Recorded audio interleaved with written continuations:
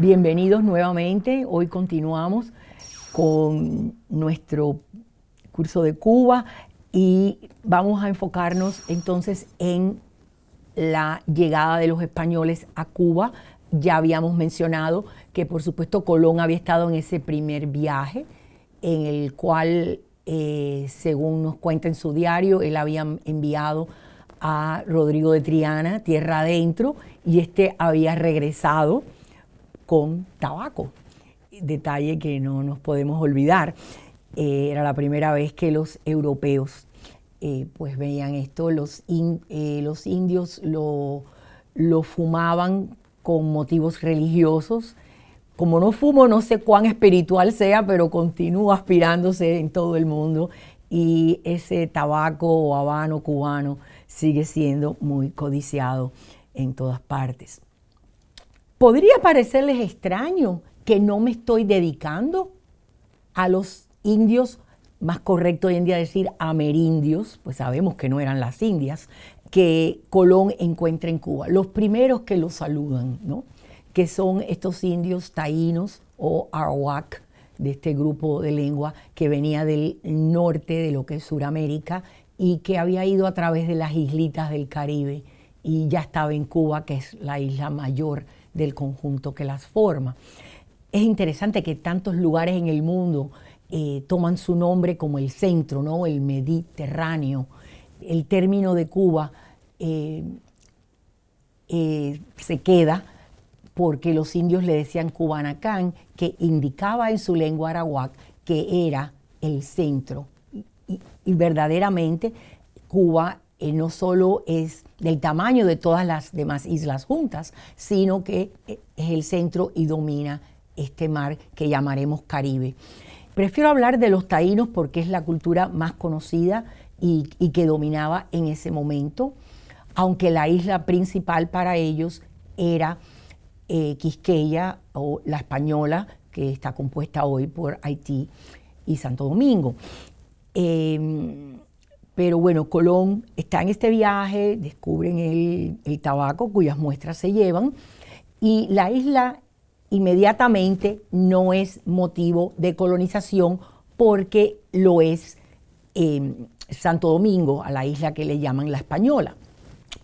Entonces, ahí es donde están los primeros asentamientos, las primeras villas, pero a medida que pasan las 2 primeras décadas, la explotación de los indios, en particular por los pocos controles que impuso la corona, a pesar de que Isabel desde un primer momento dijo que los indios no podían ser esclavos, pues ella quería que fuesen sus súbditos.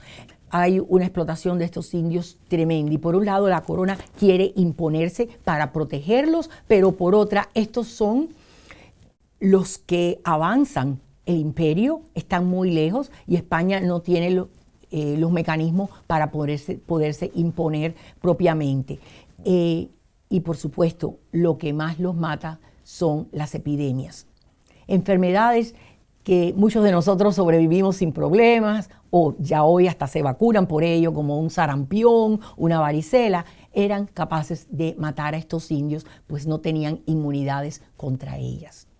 De hecho, hubo en Europa, a raíz de la conquista, una epidemia de sífilis, que todavía los libros de historia, definitivamente con los que yo estudié, pero muchos de los que aún se publican, dicen que esa fue la única epidemia que el Nuevo Mundo le dio al Viejo.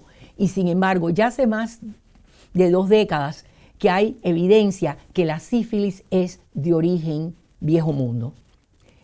Se han analizado cuerpos de muertos en Malta, me acuerdo, fue uno de los primeros cementerios, otros a principios de la Edad Media, de personas que por los huesos pueden saber que murieron de sífilis, pero como no conocían la enfermedad, pues no la atribuyeron. Así que la versión al día hoy es que la epidemia vino de Europa, devastó a los indios, que a su vez la esparcieron entre los españoles, que la vuelven a llevar a Europa, y por supuesto España explota con sífilis a raíz de eso.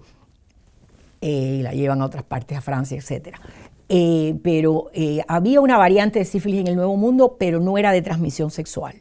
Y eso también es otro dato que se ha identificado.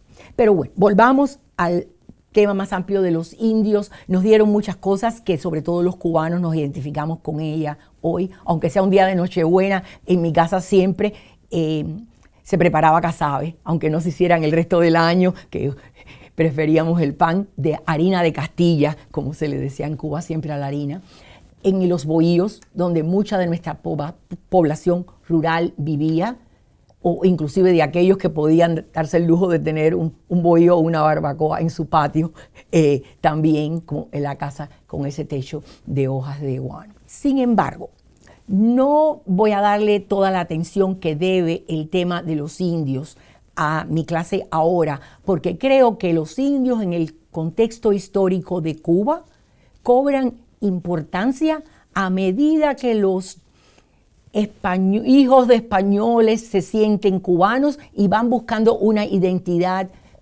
propia. Tenemos que llegar a un siglo XIX para que una poetisa y novelista como Gertrudis Gómez de Avellaneda escriba la historia de Sap, en la que narra la historia de Camagüey, del indio Camagüey. Tenemos que llegar a un siglo XX para que el helado más popular para los niños sea marca Guarina y que, por supuesto, la cervecería más importante del país sea marca Atuey.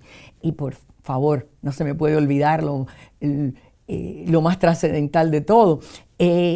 ¿Quién no ha escuchado Siboney de Lecuona? Pero eso toma un siglo XX en que en nuestra búsqueda de identidad, de datos, y de ver que tenemos de los preeuropeos, digamos, por decirle así, nosotros le damos importancia, historia a esto. Algo que nos pone en el contexto de América Latina, donde culturas mucho más ricas, como puede ser la de los mayas o los aztecas, en México, y definitivamente los incas, en Perú, en el siglo XX también tratan de recuperar lo perdido. Y en el caso cubano hay muy poco que recuperar. De hecho, el país en el área que más tiene de cultura taína es Santo Domingo, y que tiene un muy buen museo. Pero fuera de eso, verdaderamente no forman parte principal de nuestra cultura. Definitivamente los africanos que vendrán a Cuba van a construir mucho más a ese complejo de origen hispano al que me referí en cuanto a nuestra mentalidad, que siempre tiene, que tiene todos esos aspectos de aquella etapa en que era un mundo musulmán, hebreo y católico, tratando de convivir, y creo que tiene mucho más en ese sentido. Bueno, el caso es que el rey Fernando, ya Isabel había muerto, ordena la colonización de Cuba en 1513 y pone a su cargo a Diego Velázquez, que es uno de los encomenderos más importantes que él ha tenido en Santo Domingo. La palabra encomendero la estoy introduciendo en este momento. A los españoles que venían en estos viajes, y debo reconocer, por ejemplo, si Colón pasó trabajo para conseguir personal para sus 3 carabelas en 1492, ya en su segundo viaje, cuando él llega 2 años después, el viaje consistía de 17 carabelas, porque claro, muchos querían invertir, no solo la corona, en lo que parecía una hazaña prodigiosa. Entonces, se les daba a estos españoles una encomienda. Podía ser tierra, podía ser de labor, y se le podían asignar indios u otros a su servicio. La encomienda, que tiene un origen medieval, en el caso de Cuba y de otras colonias, sobre todo en el Caribe, fue fácilmente explotada por los españoles, porque el que recibía la encomienda le decían que tenía 10 indios para trabajar, pero muchas veces no le decían hasta cuándo. Entonces la teoría era, bueno, mejor explotarlos antes, ¿no? En teoría parecía hermoso, un trato, porque era, los vamos a cristianizar, les vamos a enseñar español, les vamos a enseñar la cultura europea y a cambio de eso nos trabajan. Es como si uno pagara por ir a la escuela. Pero el problema es que como esto era por un tiempo que no estaba determinado, pues muchas veces la parte del trato, que era que trabajaran para estos españoles, sobre todo en los ríos, limpiando esa arenilla para poder sacar el oro, era muy importante. La parte de educación, evangelización, quedaba relegada a nada. También se dieron casos, inclusive la primera sublevación de los taínos en Santo Domingo fue porque los españoles estaban aprovechándose de las mujeres. Vino tremenda hambruna para estos indios porque los hombres se los llevaban a limpiar oro, mientras que las mujeres pues no tenían quien cultivase la tierra o estaban lejos. Vino una especie también, yo creo que no fueron solo las epidemias, sino también una especie de depresión general o social.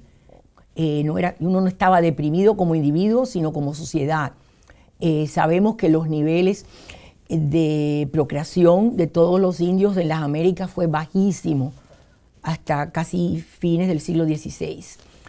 Aparte de, como digo, todos los que murieron por las epidemias o por el exceso de trabajo y la explotación. Definitivamente es un capítulo terrible en la historia del Nuevo Mundo, aunque lo hago sin olvidar que la corona española en todo momento trató de proteger a los indios. Solamente podían ser esclavizados si estos eran caníbales o armaban la guerra, pero se suponía que fuesen súbditos en todo momento. Y hay mucha legislación española y dictados en esta época al respecto. Algunas figuras, por supuesto, como Bartolomé de las Casas, fue clave. Bartolomé de las Casas era un encomendero en Cuba y de hecho sabemos que hizo fortuna, la suficiente para cuando él se da cuenta que los indios están siendo explotados y que él tiene una vocación para defenderlos, y él vuelve a España. Él tiene los medios para relacionarse él solo y hasta va a ver el entonces rey de España, que ya era el nieto de Isabel y Fernando, el famoso Carlos I de España o Carlos V de Alemania, de la Casa de Habsburgo por su padre, y él lo va a ver para regular el trabajo indio en el Nuevo Mundo. Tarea que Bartolomé de las Casas continúa por el resto de su vida, ayudando a que se dicten las leyes de Indias de 1542, que también protegían a los indios y que como estas no pudieron ser implementadas, fueron y provocaron que el rey Carlos V convocara un gran congreso en Valladolid en 1550 para determinar el estatus de los indios. Si por un lado podemos decir que la corona española hizo muy poco por los indios del Nuevo Mundo, también podemos decir que fue la única corona europea que se preocupó por tratar de hacer algo al respecto. Pero bueno, volviendo al tema, como digo, las primeras 7 villas que se establecen en Cuba bajo Diego Velázquez, todas por supuesto tenían un nombre religioso, como la Asunción de Baracoa, que fue el primer asentamiento. Después tuvo Santiago de Cuba.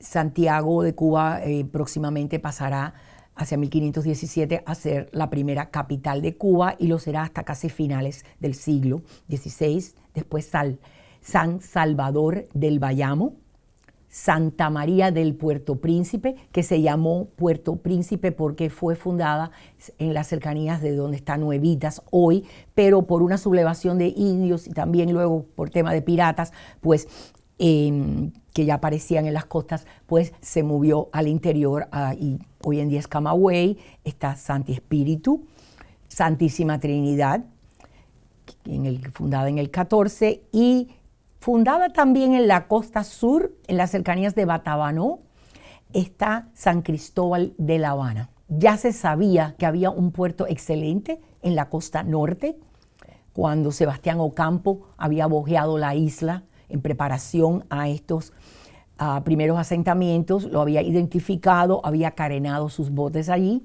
y próximamente pues La Habana pasará a ser un puerto clave en esta isla que se está conquistando. Ahora, todos los asentamientos, debo aclarar, del Nuevo Mundo, como los de Santo Domingo, eran propiedad de la corona, que ahora se llama la Corona de España, aunque en realidad es por Castilla, que por supuesto ya incluye León, Navarra, otras regiones, y está Aragón, que incluye Valencia y toda esta región. Entonces, básicamente, son propiedad del rey.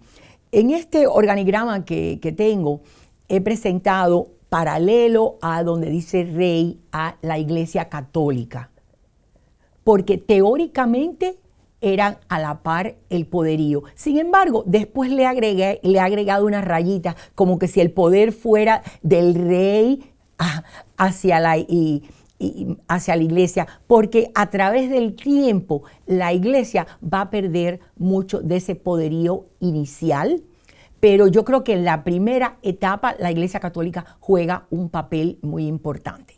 En realidad se necesitaban el uno al otro. El rey o la corona podía proporcionar, por ejemplo, el transporte del clero al Nuevo Mundo y todas estas órdenes monásticas que vinieron en las primeras etapas, como los dominicos, los franciscanos, que jugaron un papel muy importante al principio, después los jesuitas, orden de origen español, fundada a mediados del siglo por San Ignacio de Loyola. Todas estas órdenes van a jugar un papel muy importante. ¿Por qué? La Iglesia Católica le había dado el derecho de patronato real o real patronato, aparece de las dos formas, a la corona. En 1501 el patronato lo había extendido el Papa, que era un Papa de origen español, Borja, algo notorio, el Papa Alejandro VI, y él lo había extendido a las Islas Canarias, que ya España, imitando Portugal, que hablamos que estaba en las Madeiras, ya las había colonizado, y también a Granada, que ya estaba en manos cristianas. ¿Qué significaba tener patronato real? Que la iglesia podía nombrar a sus obispos y a sus oficiales. Y esto daba mucho poder a la iglesia porque siempre buscaba, bueno, un obispo hijo de aquel pariente de la corona o alguien que estuviera en consenso con ellos. Lo que le causaba problemas al Vaticano en otras partes de Europa resultó ser algo que de lo que España no tenía que preocuparse, y esto va a ser extensivo a Portugal también. Pero bueno, esto es muy importante, esta relación iglesia-estado en la primera etapa. Aunque, como quiero hablar un poquito más después, en Cuba la iglesia nunca tuvo el poder que va a llegar a tener en lugares como México y Perú, donde va a alcanzar una riqueza impresionante. Y de hecho va a ser el mayor terrateniente de todas las colonias. Pues Cuba carecía de estos recursos. Poco antes del descubrimiento del Nuevo Mundo, España había establecido en Castilla, y luego lo hará en Aragón también, la Inquisición, el Santo Oficio de la Inquisición.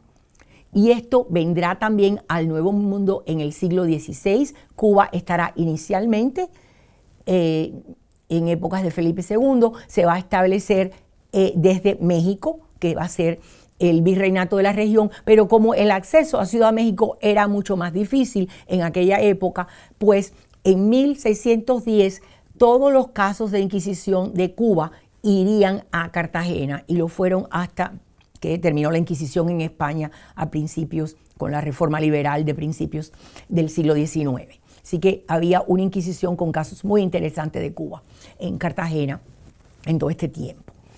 Y esto es importante tenerlo en mente. ¿Qué casos iban a la Inquisición?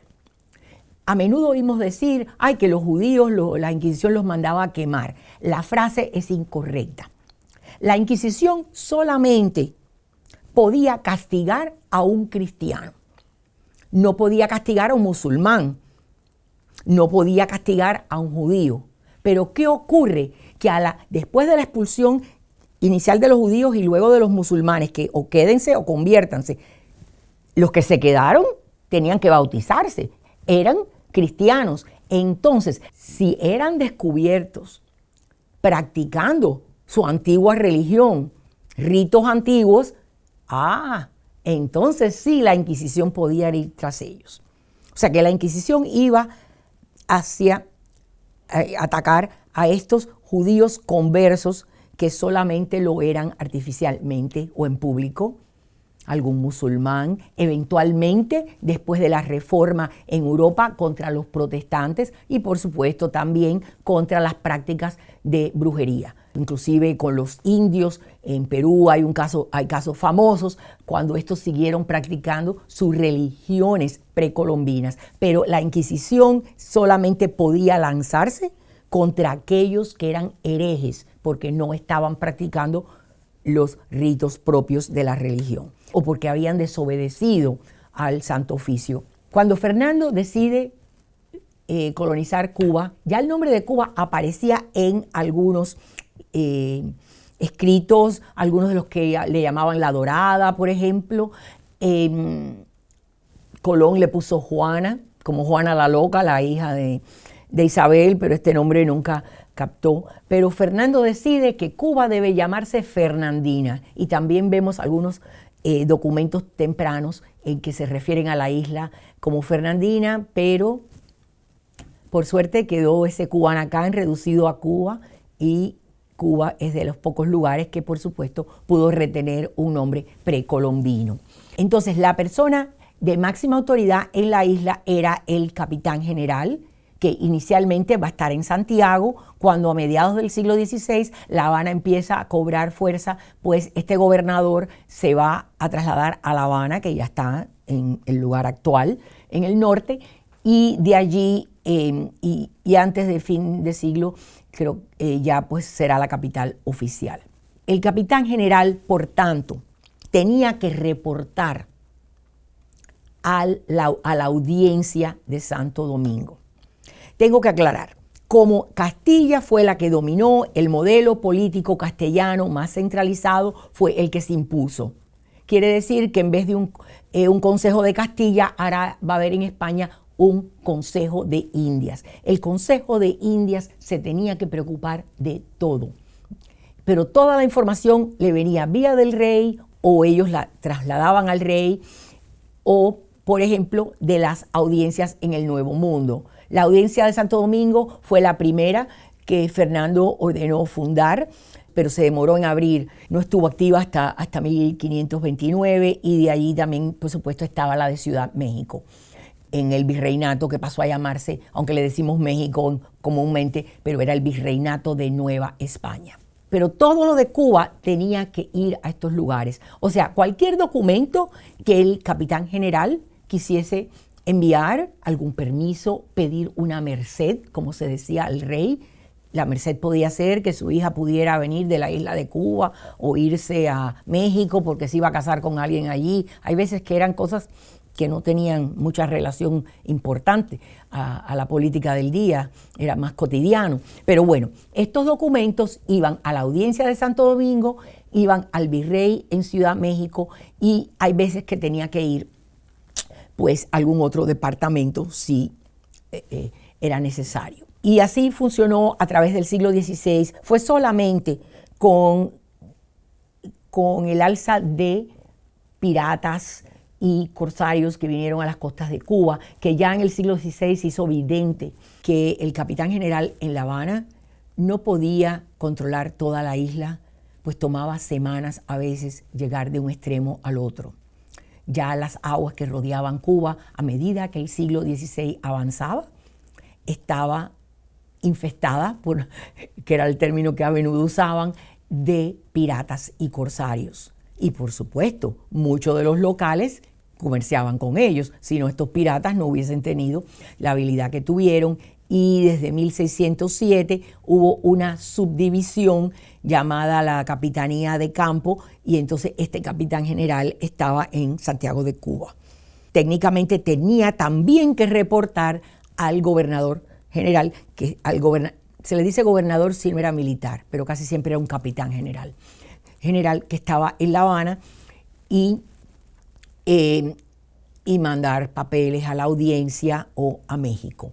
Ningún otro imperio documentó tanto lo que pasaba en el Nuevo Mundo como lo hizo España. Por eso es que hay tomos y tomos en el Archivo General de Indias en Sevilla y en los archivos generales de varios países latinoamericanos, como es el caso de México, o en Cartagena, por ejemplo, que tienen muchísimos documentos de Cuba, porque todos estos papeles iban a todos estos lugares. Así que si alguno se perdía, o si alguno de nosotros hoy no puede leer algunos de esos documentos, con muchas abreviaciones y un español muy anticuado, hay veces que encontramos otra copia, porque estas copias se hacían a mano.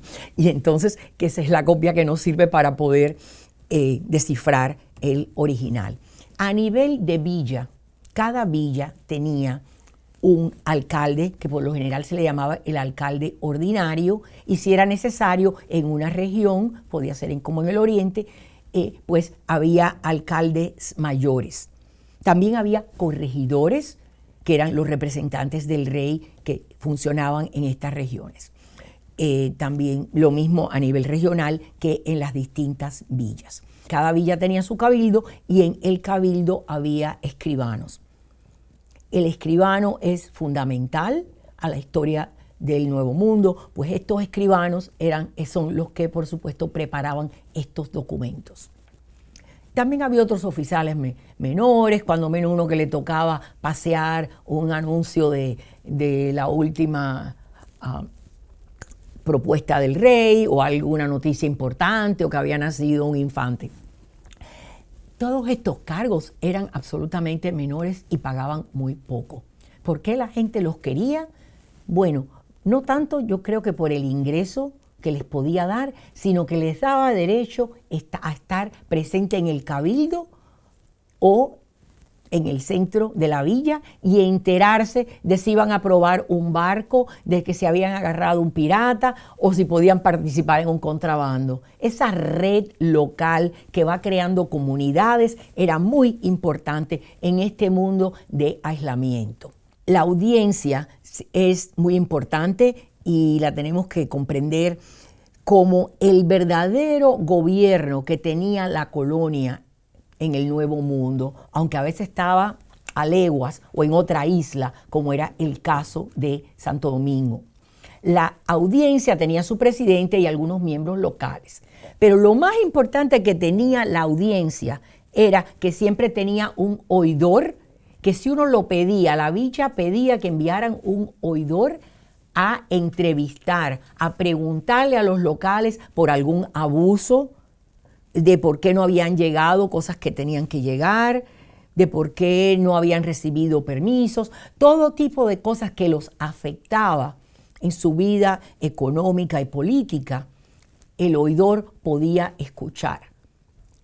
Algunos siempre se quejan, bueno, el oidor venía y cuando menos el alcalde le daba dinero y no oía. Sí, pero siempre hay rincones para la corrupción. Lo hay en nuestras propias sociedades siglos después. Pero la realidad es que existía este personaje y que en muchos casos sirvió para aliviar la vida de los locales. También había dos puestos bajo la audiencia que eran muy importantes y que en algunas medidas coincidían. Era la residencia. Al final del periodo de mandato del capitán general, por ejemplo, la audiencia mandaba una especie de oidor a hacer su residencia, en que esta persona enseñaba los libros del tesoro, lo que había recogido, lo que había enviado a España, lo que había pasado, hacía una especie de censo y les daba todos estos datos. Pero también el que llegaba nuevo a ese cargo, por ejemplo, el nuevo capitán general, podía pedir una visita. De hecho, hasta a los obispos les gustaba pedirla y visitar a todo el mundo a ver si coincidía, porque podía ser que un capitán general decía que había construido todas estas casas y después llegara el otro, el que lo suplía, y ver que no era así.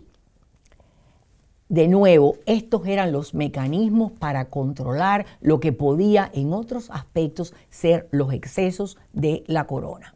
Aparte de eso, en España estaba la casa de contratación, y solamente los negocios de la a través de la casa de corporación, con sus corporaciones, pero con una filosofía mercantilista. Hoy algunos libros le llaman capitalismo mercantilista. Bueno, es lo mismo. Es un capitalismo que no es libre comercio, sino que solamente existe para atraer fondos a la corona.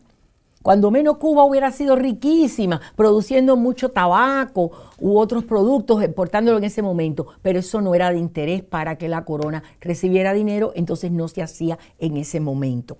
Y este mercantilismo es el que va a dominar el comercio en toda Europa. Las coronas lo que querían era oro y plata. No les importaba el comercio y vender y crear mercados en otros lugares. Ese capitalismo más puro no empieza a ocurrir hasta el siglo XVIII. Bien, yo tengo una historia cubana que es muy interesante y que muestra cómo funcionaba este tema de la audiencia y los controles que le pone la visita o la residencia. Y es que solamente España podía colonizar estas islas por el permiso que había dado la línea de demarcación de 1493 y luego el famoso Tratado de Tordesillas de 1494 que dividió el mundo de nuevos hallazgos entre España y Portugal. En 1555, un pirata francés llamado Jacques de Sores fue y saqueó La Habana. Ya se sabía de Jacques de Sores porque había estado en Santiago, le había robado cosas a los vecinos y cosas de estas. Y cuando saben que ya este pirata está allí, ¿qué hace el capitán general de La Habana? Un hombre que se llamaba Gonzalo de Angulo. Pues con unos indios que tenía, probablemente encomendados, y su familia, aborda un bote, cruza la bahía y se va para Guanabacoa. Y deja a los vecinos solos. Entonces los vecinos fueron los que tuvieron que pagar tremendo rescate, todos sus ahorros, plata que había allí, todas estas cosas, todas fueron, se las llevó el pirata. ¿Qué hacen los vecinos de La Habana? Vecinos era el término que se utilizaba en la época colonial y sobre todo en esta época para aquellos que eran contribuyentes, o sea, pagaban impuestos, eran los vecinos, hombres. Se quejaron a la audiencia. La audiencia, por supuesto, pues les envía un oidor. Y todos se quejan y aprovechan, y no solo se quejan de que habían quedado abandonados por el que los tenía que dirigir y organizar en contra de estos piratas, sino que aprovechan el informe que hace el visitador para contar a España que ellos que están ya a cargo de la flota, porque ya han identificado que los galeones de España, que van con la plata, ya sea del Perú o de México, pues van a La Habana y después viajan juntos en flota a Europa para protección. Y entonces que ellos, que lo que tendrían que tener es más protección en la ciudad, pues no tienen suficiente. Esto va al Consejo de Indias. La audiencia manda el informe al Consejo de Indias y el Consejo de Indias vuelve diciendo, cierto, Angulo tuvo que pagar tremendas multas, perdió todos sus rangos y títulos y se volvió en desgracia a España. Pero más importante, me parece, es que España le presta atención a los vecinos y decide que Cuba sí tiene que fortificarse mejor porque allí es donde hace escala la flota, o las flotas en realidad. Porque hay una que viene vía Cartagena, Portobelo del sur, y por supuesto la que viene de Veracruz de México. Pero Cuba no tenía los recursos para fortificar la isla. España, que también está luchando todas estas guerras de religión y por eso a veces no tiene el dinero adecuado para sostener su imperio, decide, pero es que Cuba a quien está protegiendo es a los vecinos de México. Y entonces les pone un impuesto a los vecinos de México que se llama situado. Claro, yo digo vecinos de México, todos eran vecinos del Imperio Español, pero a los residentes de México, estos vecinos, les pone este situado, que es una cantidad fija que tienen que contribuir los mejores beneficiados de la plata mexicana y enviarla a Cuba para que Cuba se fortifique. Al año de esto llega el primer ingeniero y ahí es donde comienza la construcción del Castillo de los Tres Reyes del Morro en La Habana, que va a tener muchas fases, pero que ya en una década más va a estar más que eficiente. Los situados, Cuba los va a recibir por mucho tiempo. De hecho, en el 17, en épocas más pobres, los dejan de mandar, pero vamos a ver, llegamos al 18, que España quiere fortalecer Cuba y van a venir estos situados otra vez. No le podemos llamar ayuda extranjera propiamente, porque todos eran parte del complejo del Imperio Español, pero yo creo que es la primera ayuda exterior que recibe Cuba en muchos sentidos, y esta comienza a raíz de este incidente que activa la audiencia, que nos sirve de muestra para ver cómo España trataba de proteger a sus colonias. De hecho, también la audiencia de Puerto Rico mandó oidores por las quejas de que había mucho contrabando de los locales en el interior de la isla con piratas. Algunos libros por mucho tiempo se quejaron de que España nunca le dio suficiente atención a Cuba. Yo creo que el tema es que estas eran las islas más pobres y en relación, por supuesto, a los grandes imperios que conquistaron en tierra firme, y que España nunca pudo ocuparse como hubiese querido.